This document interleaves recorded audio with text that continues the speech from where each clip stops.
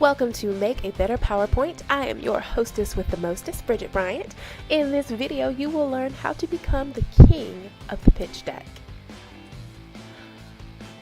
We are going to cover the tools that the moving and shaking Fortune 500 closers use to shift their clients away from uncertainty and get that yes that we all dream of. My goal today is to make you more confident about your pitch and ensure that you give your audience exactly what they need in order to get exactly what you want. And by the end of it, you will know how to knock it out of the park by positioning yourself as an offer that simply cannot be refused. Let's do it.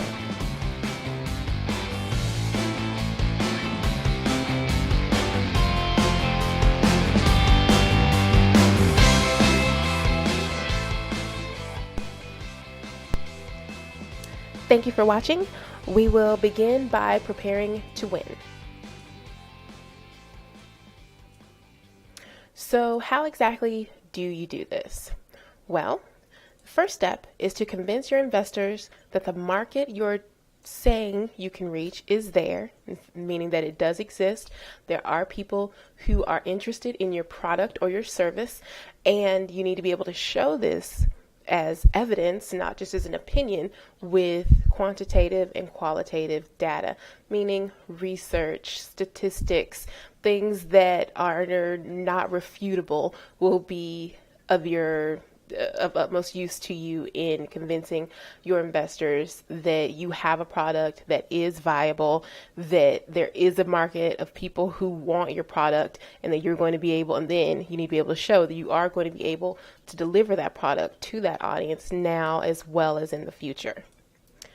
Next, you want to make sure that you show your target investor that you are there specifically for them.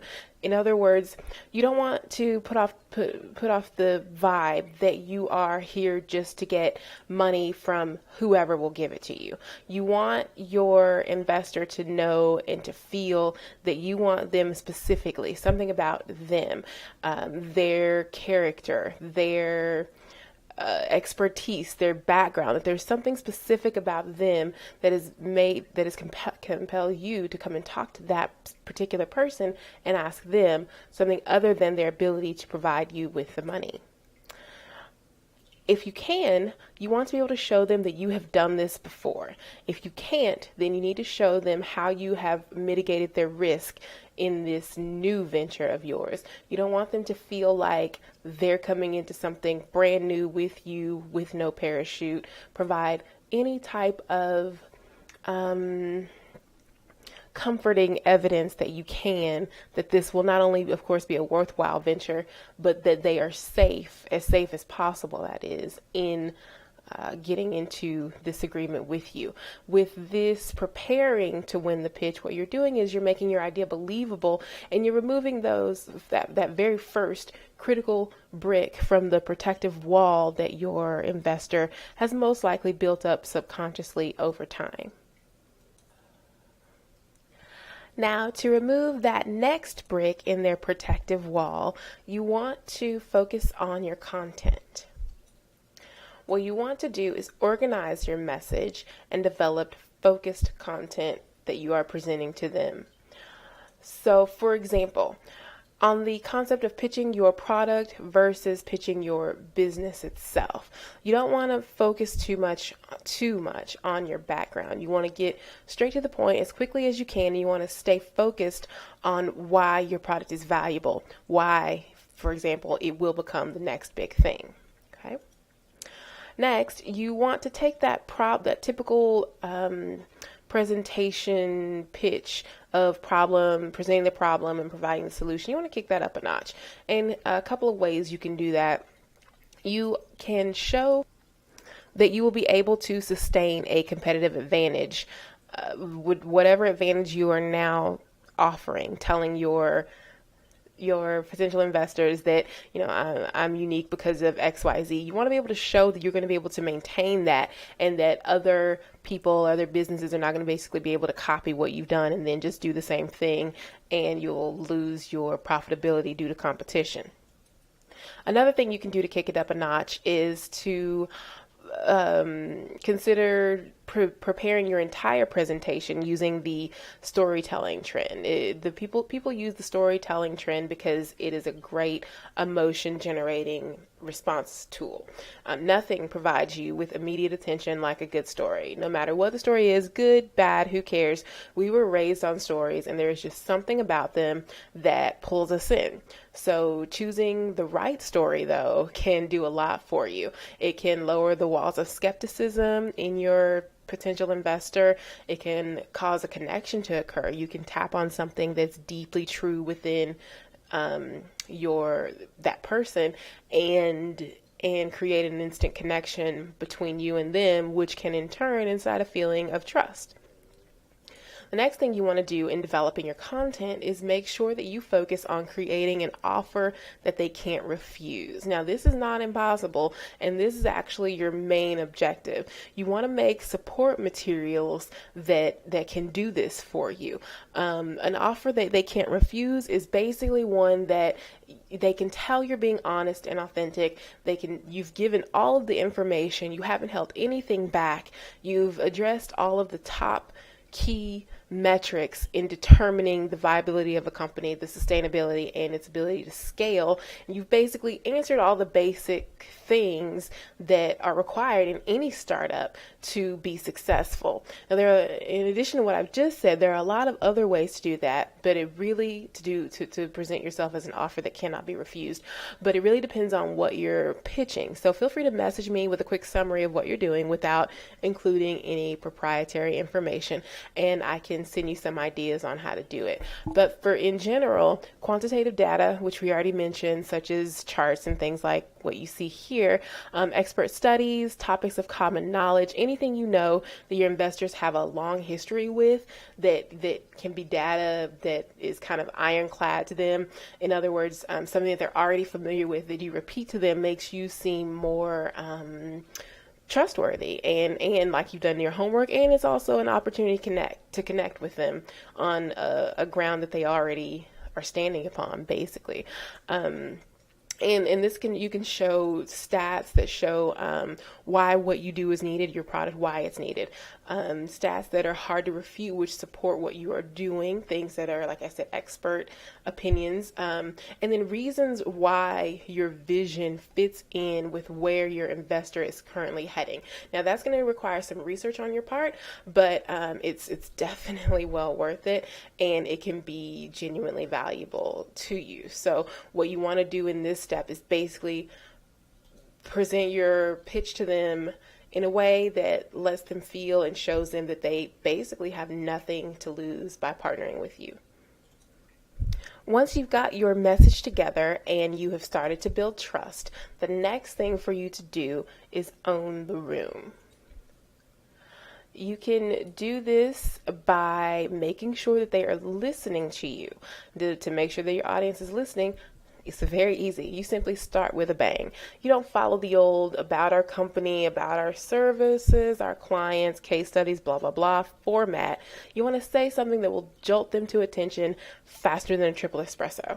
So you start with a bang. You set the tone for where you're taking them, and then you maintain that level of powerful projection throughout your presentation. So, of course, there are the ideas of giving them some kind of emotional, striking information that they don't know. But you want to keep it positive because you want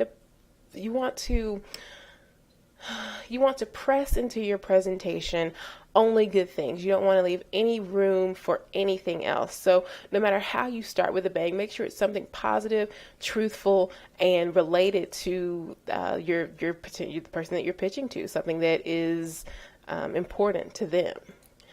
You want to be able to get your message across, and one of the best ways to do that is just to make sure you stay on topic. As we mentioned, at some point in time, you do want to do some charts and some stats to make your information more easily digestible, and actually the charts and stats help it look more legitimate and even memorable. But and so even though they may be a bit cheesy sometimes, people do enjoy like infographics, for instance, and since they're so easy to process, they're really a valuable a valuable asset. And another way to get your message across that is kind of emotion inciting is the use of quotes. People love, love, love, love quotes. So kind of like in this slide, it was a nice break, but it brings up some emotional feelings for you, and you want to be able to do that with your pitch audience. You want to also be sure to practice, because what that's going to do is make you more confident, and the more confident you are, the more confident the person that you're pitching will be. You also want to have notes prepared and an outline, so that if you get kind of caught up in the moment, you don't want to leave anything out that was really important to you making the sale. In order to, or one good tip on how to remove doubt and drive your pitch audience to take action is to make it as clear as possible that you have mitigated as much risk as possible. You want to make it clear that the reward they will receive from partnering with you will be well worth the investment of time and resources. Keep in mind that they most likely hear several pitches per week, several official pitches, not to mention the spam ones that they receive throughout the week, every day. So you've got to stand out by being transparent, by being prepared for the showing that you're prepared for the future. You want to be passionate and honest and open about what you're doing. Be emotional. It's okay to show your passion for what you're doing, because sometimes that really helps you sell not only what you are offering, that product or service, but to sell yourself. You want to show that you're really invested in this, because the truth is, no matter what you have on paper, it can be really great, but what it comes down to is you're actually selling yourself to these people. And not only do you want to put your best foot forward, but you want to show that you're in it. And then you do have to make sure, as well as being the wonderful you that you are, that you do literally show on paper how your business will produce a profit for them. And that's how to make the perfect pitch. When you have done all of this, you are now positioned to do exactly what you came to do. You came to win. And so that is what you want to make sure that you keep in the forefront of your mind at all times, and kind of present from a perspective of, if you were in their seat, what would you need to hear when you're gathering your content together? What would you need to hear to make sure that that you felt as comfortable with this most likely stranger, or even if it's a friend, still there's a separation between business and personal, and you need to fill that gap with information in order to help produce a yes. There is a really great video that I found actually yesterday on YouTube from the Science of Persuasion that talks about the elements that go into getting a yes from anyone on anything. And it's actually really good, and I'm going to put that link in the description box for you, so feel free to take a look. The value of a good-looking presentation cannot be overly stressed. You do want to keep it simple. You want to remember that your presentation is meant to support what you're saying, not say it for you. So large text, images that reinforce your message, no more than 3 content-rich statements on each slide in your pitch presentation. It's so important, because in terms of design, you want to make sure that you are presenting a premium version of yourself and your data, so that you can add a layer of professionalism, of sophistication, add a layer of sophistication, and you will automatically convey a feeling of professionalism. You want to include branding elements in your presentation, things like your logo, your mission, tagline, brief information on your founders and advisors, any patents or intellectual property that you own, any other matrix type data that makes your brand unique to the marketplace should definitely be included in your presentation. You want to organize your content. Things to include in your actual pitch deck would be things such as a summary of your big idea, highlights of the opportunity that you're presenting to them, the problem that you're solving, for what audience you're solving it, why, and how that audience feels about what you're doing and what you're offering. You want to clearly define the solution that you're providing. You want to lay out fully how it works, and you want to give a detailed overview of your business model. This is showing how you are going to make money. You want to include market information like the size, value, and your winnable share of that particular market. You definitely want to include a competitive analysis, because that's one of the most important things in determining how successful you're going to be able to be, is who are you competing against. And don't forget to include not just direct competitors, but product substitutes as well. If you aren't familiar with what I'm talking about, feel free to contact me and I can give you information on how to conduct a market research report and compile that information in a compelling and honest way. You want to also include growth and revenue projections. You want to include up-to-date financials of what you've done so far in the past. You want to include your current funding status, the use of the funds, and also an exit or scalability strategy. This is often one of the most overlooked items to include. You want to make sure you present the truth, that you have thought this through. You have considered all the ways that this could possibly go wrong, and you have addressed each and every one of those issues with a positive and solidified solution. Be sure to be future oriented in your speech. You want to sell them on the better, more glorious day that will be created for them solely by partnering with you.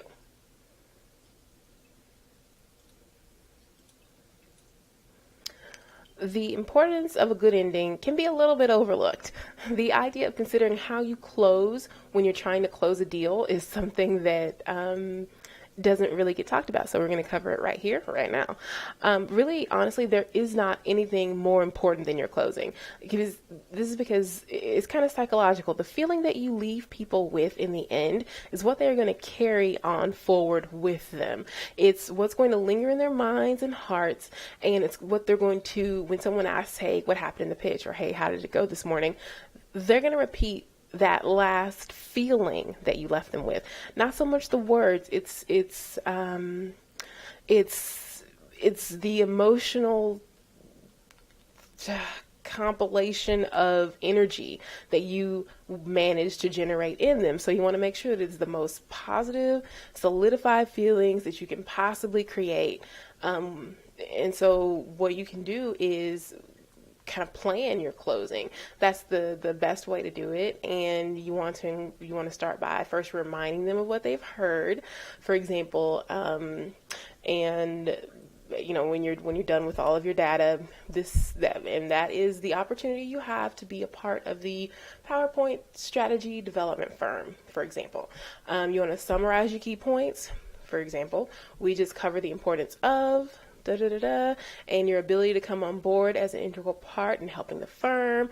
Not only have we proven that it's a sound investment, but we've also shown that the plan fits in perfectly with your initiative to You want to give them instructions. Very important. You have to guide them on how to make what you just presented to them a reality in their own experience. Tell them what's next.